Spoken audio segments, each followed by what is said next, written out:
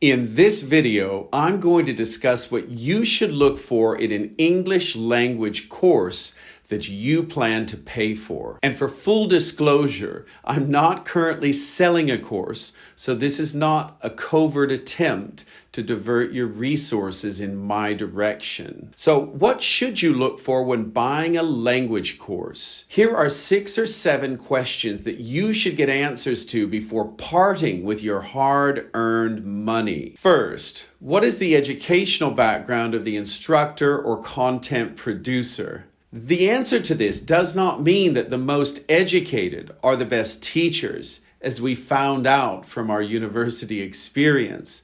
But you want to know their educational background. Did they get a PhD or a doctorate or a master's? And in what? Did they attend university?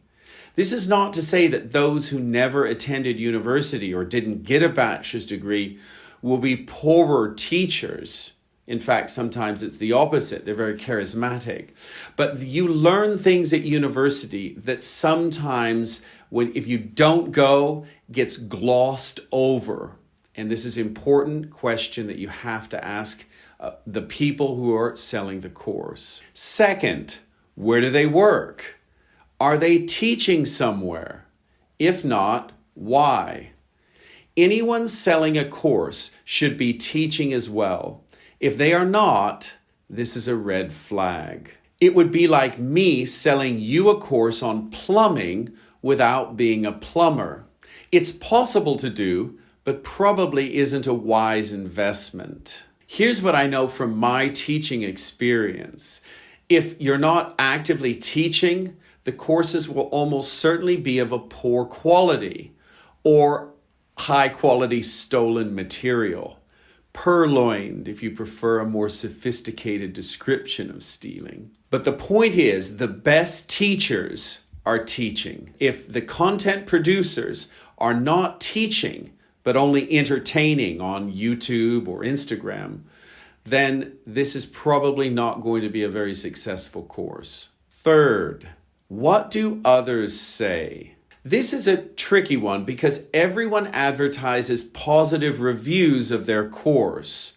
No one advertises negative ones. So you need to either find a third-party forum that comments objectively about someone or the course, or B, know personally someone whom you respect who also happens to have an informed opinion about the course or the person teaching the course. Fourth, have you ever seen their teaching in person or on Instagram Live or in a YouTube video?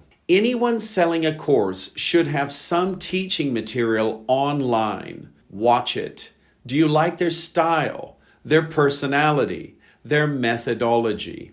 It's important that you find their teaching appealing to you and not just to others. Fifth, is there a detailed course outline with learning outcomes? If not, this is another red flag. There should be something like, by the end of the course, you will be able to, for example, speak fluently at a restaurant and at the airport and the hair salon. What learning outcomes reveal is how much detail the content producer has worked through. Find out whether there are real-life applications to the learning material, as I suggested in the example above. Sixth, it's always a good idea to do a quick Google search to find out if the course has been taken from the internet. Courses borrowed unscrupulously from online sources rarely make for good paid content.